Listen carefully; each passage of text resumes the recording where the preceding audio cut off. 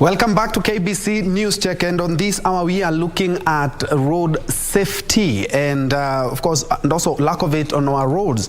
If you look at the last 3 weeks, we have lost over 30 people due to road accidents, and unfortunately the statistics show that 50% of all those people who die are innocent pedestrians. And this year alone, allow me to just have a look at the statistics. January to March, 1,055 lives lost compared to 1,128 cases last year. So we have a decline of about 6.5% in the 3 months ending March. Could this be a proof of campaigns and road safety working? Well, that is also a discussion we're going to be having. Allow me first of all to introduce my panelists, and beginning from my immediate left, David Kiarie Njoroge, who is the the chairman of the Road Safety Association of Kenya. It's been a while. Yes. The last time it's a long time. Long time. Yeah. This discussion and conversation is quite on time. Thank you. Just next to him we have Edward Gitonga. Edward Gitonga is the chairman, Speed Governors and Road Safety Association of Kenya. Gentlemen, karibuni sana. Thank you very much. First things first, Bwana Kiarie. Yeah. Looking at the many accidents that we've had in the last couple of weeks. Yes. Most of them involving school buses. Yeah. And mostly these buses are ferrying people from one place to another for functions. We have ratio, there are people going for burials, people going to other functions. Yes.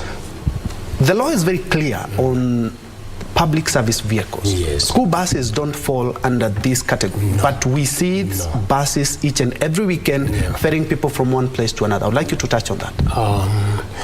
Let me say thank you very much, and particularly for calling us during this time, because things are not very good. Yes. That is a fact. We can see how we have lost people. This is something we have tried to we have tried to discuss about it. We have written so many letters, but I want to say, I want to thank the current administration, that the government which is there, because now we have started doing things which we were not doing previously. You know, when you talk of road safety, it is not a one day something and then tomorrow there is a change. No, it's something which need collective responsibility for all stakeholders. And we have started it well with the new government, the new administration. We have been in December, I was very vocal complaining that we needed to change the board of NTSA, and for sure thank you for the CS, because that has happened. The board, we have a new board member, and I think now we will start seeing changes. You can see yourself that there's a lot of difference between the CS who is currently there and the other CS who was there, who has never discussed about anything to do with people dying on our roads. Okay, let's assume that was a previous regime. Yeah. Let us look at now now we have already given why do we have these things happening today, and why is it buses and lorries? Because this is something we had predicted. We had said that we will start experiencing buses and lorries roaring. One, it was very clear, these vehicles don't go for inspection. Our inspections are routine. We had corrupt inspection. We have only 17 inspection centers in this country, but when somebody is taken to a certain inspection center and there's money which is needed by the bosses, that man will not work. He will try to collect money for the bosses. I think when I say this, it's not something I'm just saying, because you remember there was a clip from BBC who came all the way from London and came and gave us the situation at the inspection center, where they took a vehicle which was not supposed to be on the road and the vehicle passed. So that is what is eating us. Yes. I'm still on the buses. Yes. The law is very clear. One, first of all, PSV vehicles, they know the procedure they follow under. So buses, school buses are for school children, not ferrying passengers.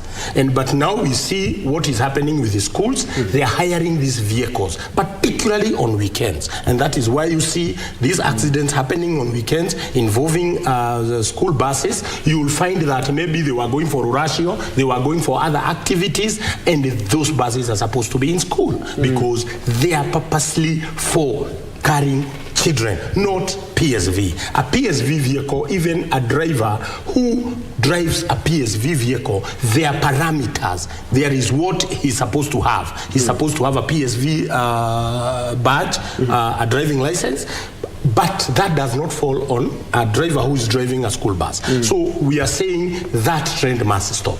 All right, indeed, because we have lost a lot of people when it comes to buses being hired for private functions.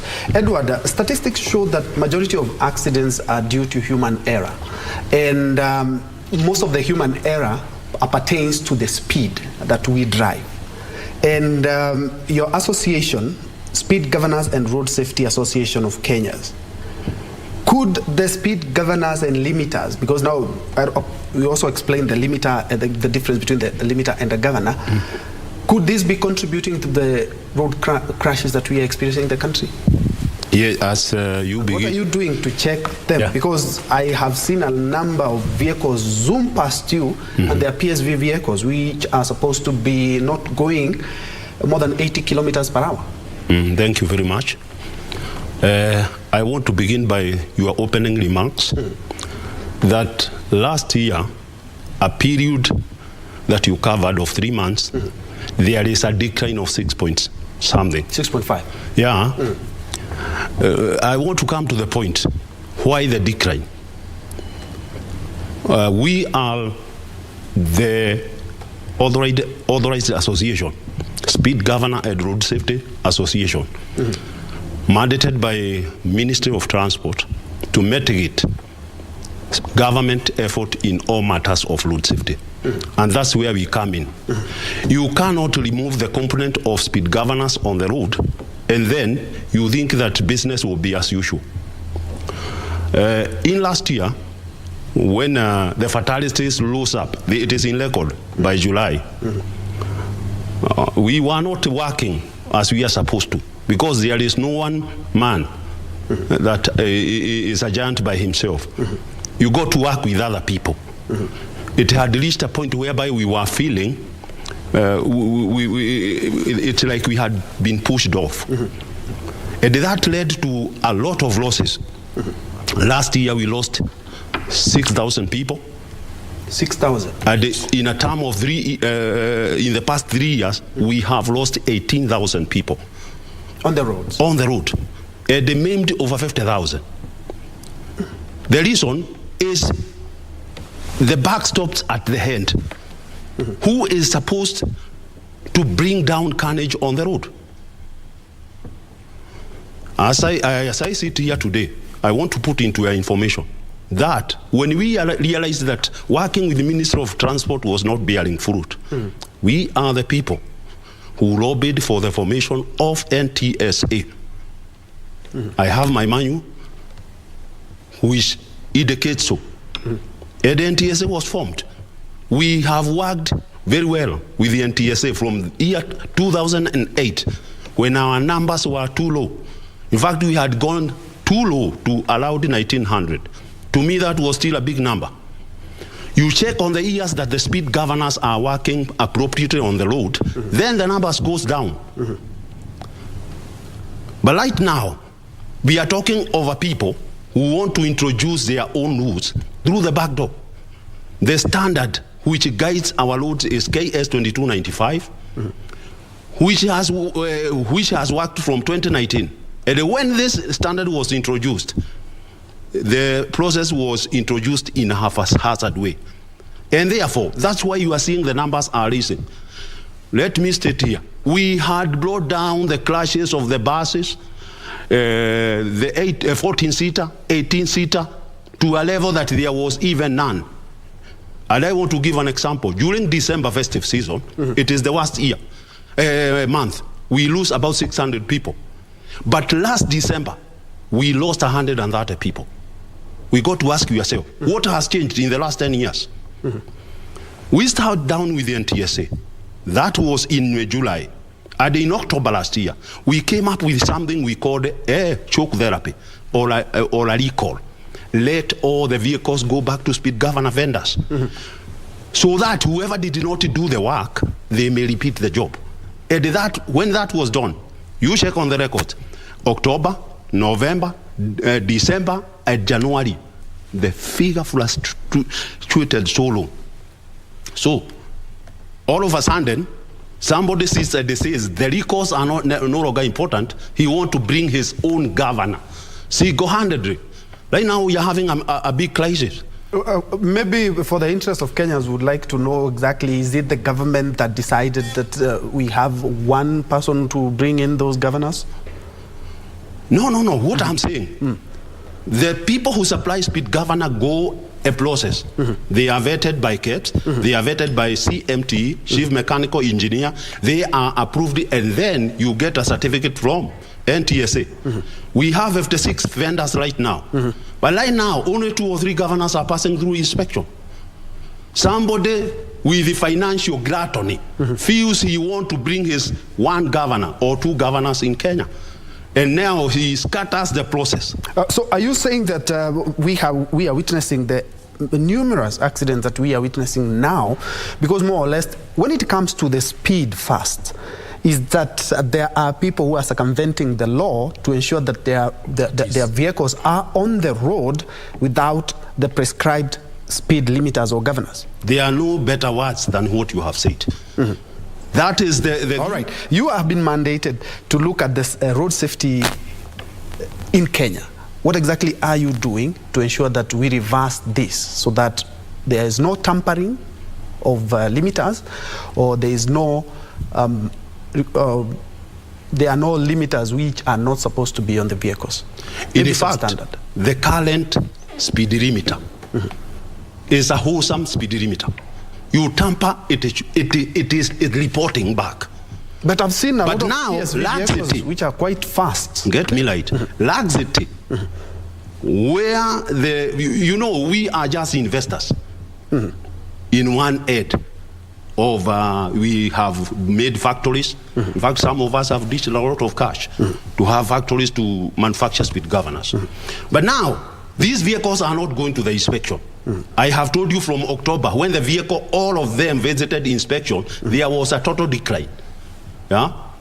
The speed limiter now, at KS 2295, you remove the limiter, it reports back to the vendor or NTSA. You do overspeed, it reports. So it's a wholesome speed limiter.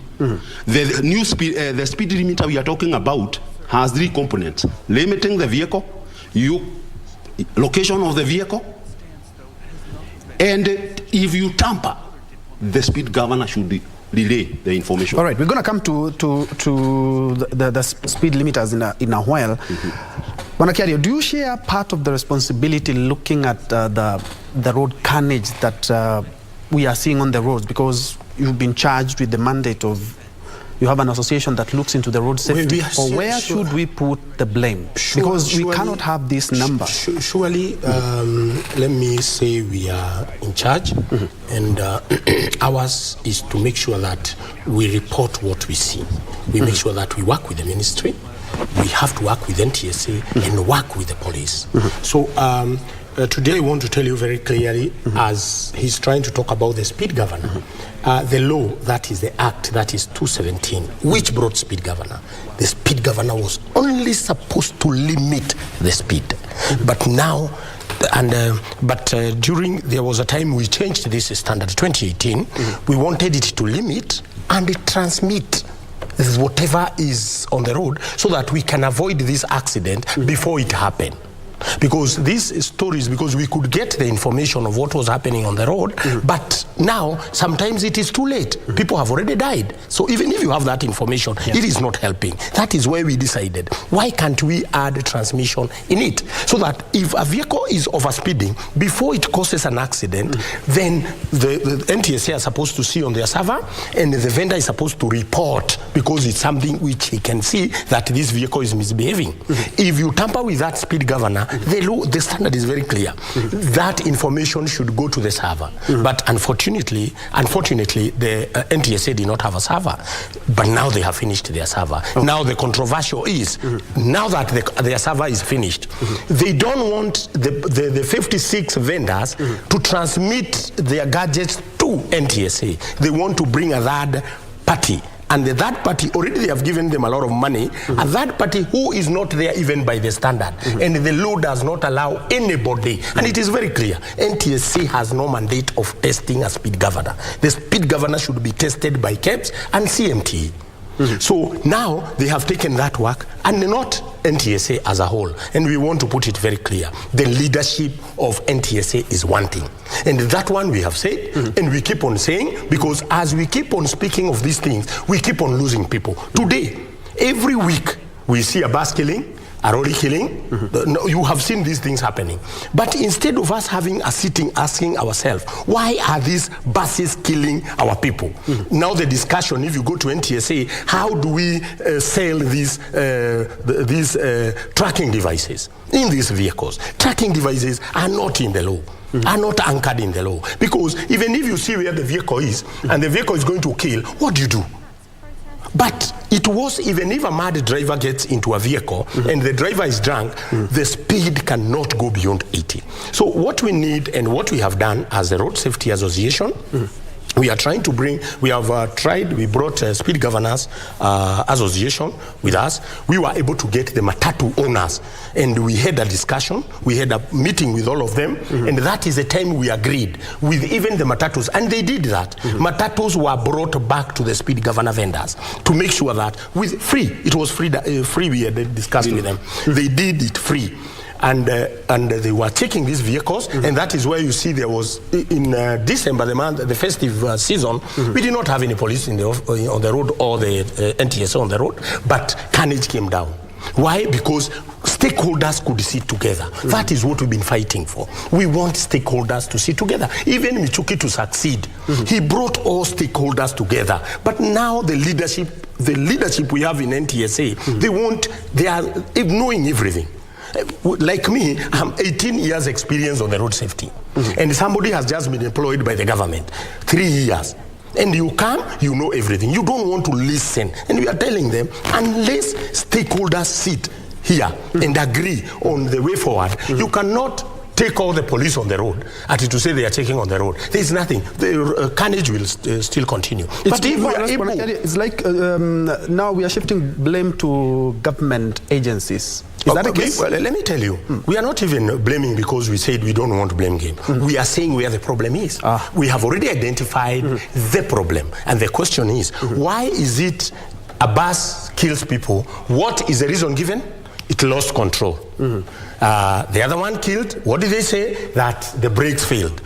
Those stories of brake failure and losing control are brought by these vehicles not going for inspection. If a vehicle in Kenya, that is law. A vehicle, all vehicles which are heavy commercial and a PSV must go once in a year in an inspection center, whereby the inspectors should check the brakes system, how it is fast. And if you go to inspection centers, you will find there is even a Kahil, which is somewhere, whereby they test these brakes very well. Today, I want to tell you for sure, many people don't take vehicles for inspection. It's about money.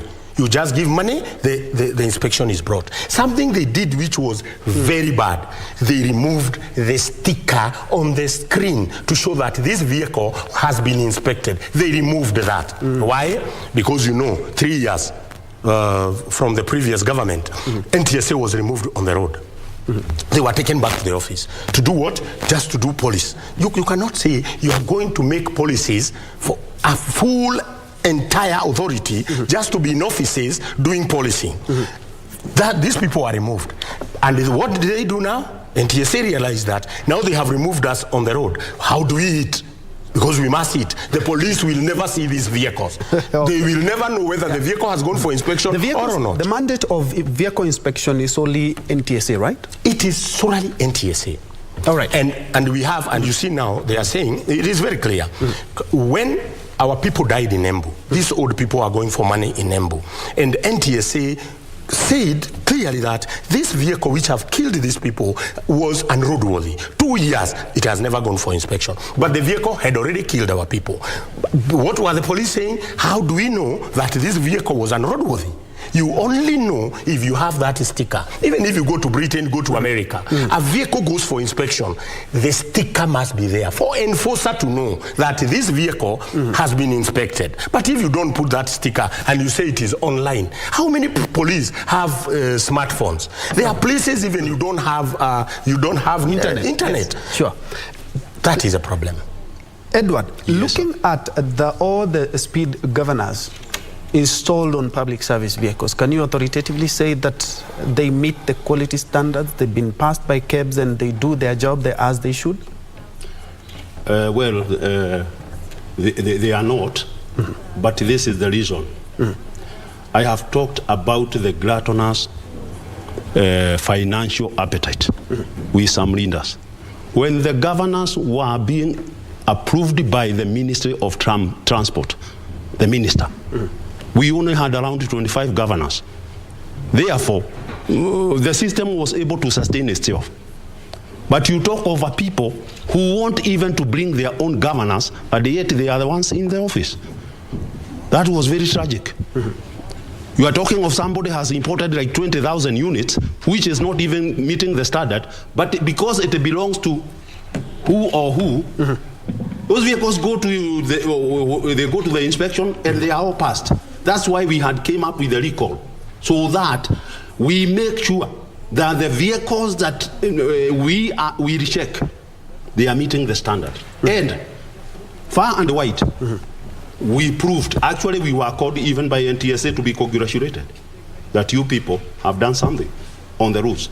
So what we want to say is let the standard be the threshold to everyone. If it is the speed governor, it is the standard which is the threshold. Let not be that this governor belongs to who or who.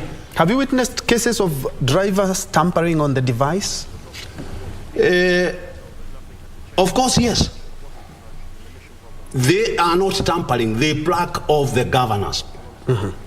Because the governor we are talking about, if it is tampered with, it should send a signal to both the offenders. For example, the bus that killed 40 people in the Rakanithi, we had already even in writing done a report to NTSA motor vehicle engineer, and we told him this bus is doing a lot of speed on the road. And what happened? They just buried the letter. In 2 weeks' time, the bus load had killed all those people. So what we are saying, the governor as it is now, it is the best unit world over, not only in Kenya. The technology has been borrowed by Nigeria. We are South Africa now is borrowing our standard. Rwanda has done the same, Uganda has done the same, and Ethiopia. But the standards that those guys are going to do, they are actually implementing exactly what they are talking about. Because at the end of the day, we cannot even be the light for African countries to copy or to borrow, and then unfortunately we do not follow to the letter the laws that we've put to ensure that there is road safety in our roads. Yeah, the outcry is so much. The outcry right now is so much because of what has happened. We have highlighted this. And we were not even the custodians. When we check properly, we are not the custodians of the vehicles on the road. What we do, actually we have a link, even with the NTSA.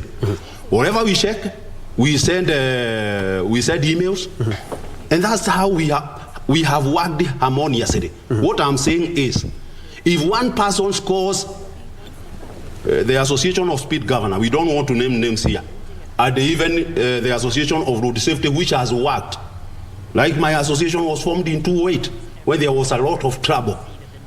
And then a leader stands up and even tries to insinuate that we are blockers. You realize that is not a good thing, and it is not called for. So all we want to see right now, let me also say this statement today. Why the increase that we had predicted, our former regime did so well in road infrastructure. You realize that all the roads are very friendly to drive on high speed. And we had got this, and we said we can only mitigate this through the speed limiting. So all the roads, the former regime did very well, and that's why, in fact, even now I am lobbying all vehicles, PSV, lorries, must get back to the limited speed. Why? You can imagine now opening the superhighways with those speeds. high speeds, what will happen? These vehicles will load day in, day out. All right, you really acknowledge that indeed there are some drivers who tamper with the device itself. What are some of the measures that you, as organizations that have been charged to ensure that there is road safety in the country? There are drivers who tamper with the devices. You can see a PSV just zoom past you, driving at over 100 kilometers per hour and supposed to do 80 kilometers per hour. What happens to these drivers? Let me explain. There is a standard. The standard we have today, nobody can tamper with that speed governor. Because if you tamper with it, if you remove it, it is sending the signal that have been removed. From this vehicle, this wire has been cut. But this standard is not followed. Because people want to make money. And I've told you, we don't have speed governors on road. We are having transmitters transmitting. If I don't know whether I can read for you the Traffic Act Cap 403, the traffic rules. Then you want a few. Yeah, so that you understand. Speed governors for public service vehicles and commercial vehicles with a tare weight of over 308 kgs, that is 304 kilograms, pursuant to Rule 41A, stroke 1B2 of the traffic rule, the Cabinet Secretary for the Transport and Infrastructure approves speed governors conforming to Kenya Bureau of Standard specifications. That is where we are lacking every day. Listed in the schedule to be fitted. But indeed, so it is a cabinet, and even that cabinet should not approve a speed governor which has not been approved by KEBS and CMTE. Today we are talking of a gadget which is fitted, and it has not gone to KEBS, it has not gone to CMTE. They are coming up with their own standard, and then that is what they are fitting. So the standard is there, but when you ask them, they tell you they are using KS 22 2018. And for your information, we have sat as Road Safety Association and KEBS and CMTE, and now the standard. We do not want to change the standard because the Matatu people have been complaining always that after every 5 years you bring a new gadget. So to the Matatu people, it is a business whereby the speed governor are doing because they want to change these speed governors after every 5 years. When these governors were changed, I was among the people who promised the Matatu people that no any other gadget will be introduced in the market. Today they are introducing it behind the scene. They are calling the federation, giving them free governors for their vehicles, forgetting that their members will buy. Okay, and indeed, it's a good thing that we have dealt a lot on the speed itself, because there are a number of factors that really don't even have to be on your desk as Road Safety Association of Kenya, and especially if there are bad roads. Yes. Then there's nothing that you can do about that.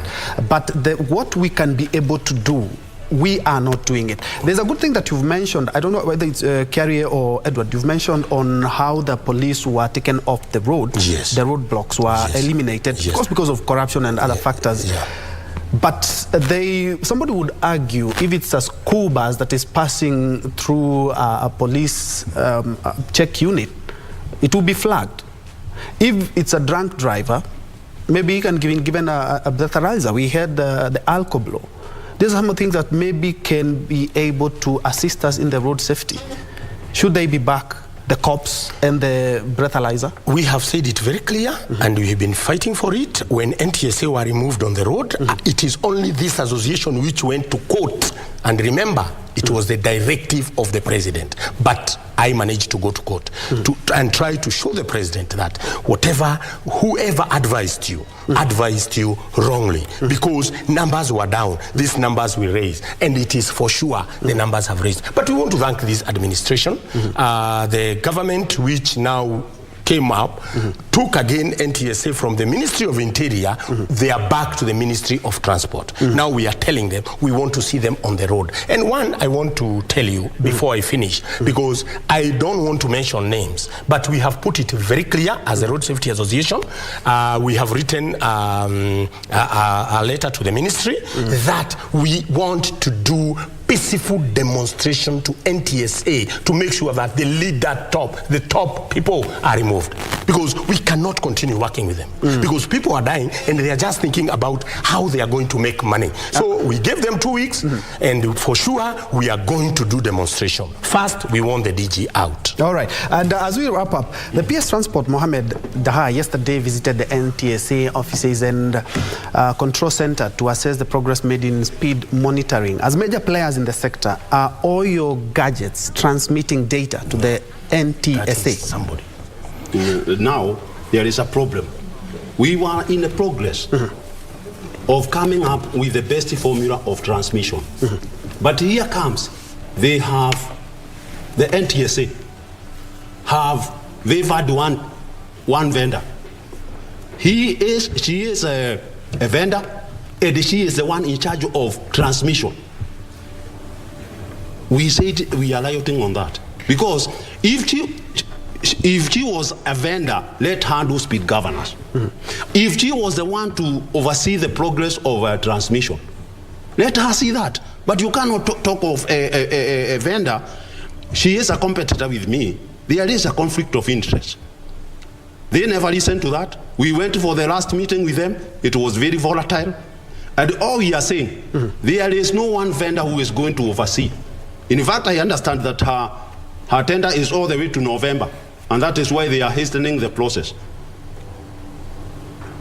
If they continue in the behavior they are behaving of a vendor overseeing the others, we are going to down the tools. That one I can tell you for a fact. We will say that now the one governor they are in favor of. Continue working. But we also needed to have this point put across. The vehicle that we take care of, the outcry is because of the mass killing of the buses right now. And we had highlighted. Let's also get to the bottom of the problem. Private vehicles are killing people in mass. You talk of the 1,000 people we lost in the last 3 months, over 700. The private cars?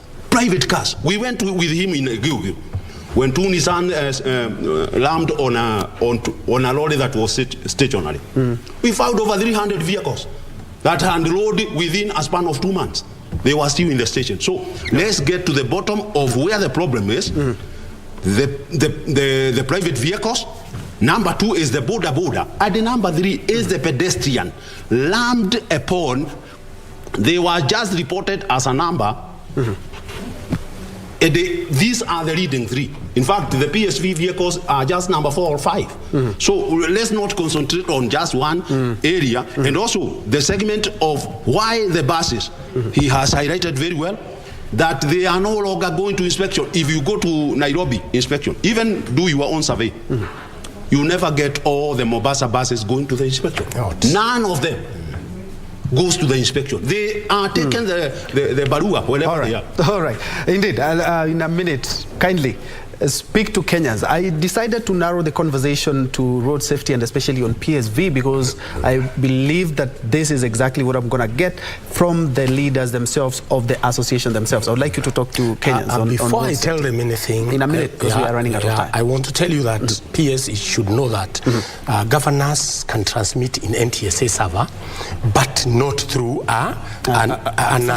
somebody else. Third party, it is not there. Even in the law, even the standard says very clear, it is the KEBS and CMT to make sure that these governors are transmitting to NTSA server. KEBS is a government body, CMT is a government body. They are the people mandated by law to make sure that these governors transmit to NTSA server. CMT is Chief Mechanical and Technical Engineer? Okay. Those are the people mandated by law. So NTSA do well, just take the protocols of the server to KEBS and CMT so that all the vendors can transmit, because the jokes they are doing and that business, we are calling it monkey business, we have gone to court. Maybe tomorrow there will be an order stopping that transmission. So All right, indeed. Thank you so much. I've been speaking to David Kiarie Njoroge, who is the chairman, Road Safety Association of Kenya, and Edward Gitonga, with the Speed Governors and Road Safety Association of Kenya. They are laying it bare that they claim that NTSA has a lot to do, and they talk about in sync. They should work together to ensure that we do not have these road accidents, and especially when it comes to public service vehicles. And we had narrowed down that to exactly PSV vehicles. There are a number of issues in the transport industry, including bad roads, including also bad policies that we have. But at the end of the day, they say the buck stops with the government and especially NTSA. Thank you so much for joining us. Now I'm giving the baton back to the Swahili desk with Kurunzi Mashinani and Tamrini. Thank you indeed so much for joining us. I'm Bentroy Njue. Lensa Odingo has been on sign language interpreter for this live broadcast.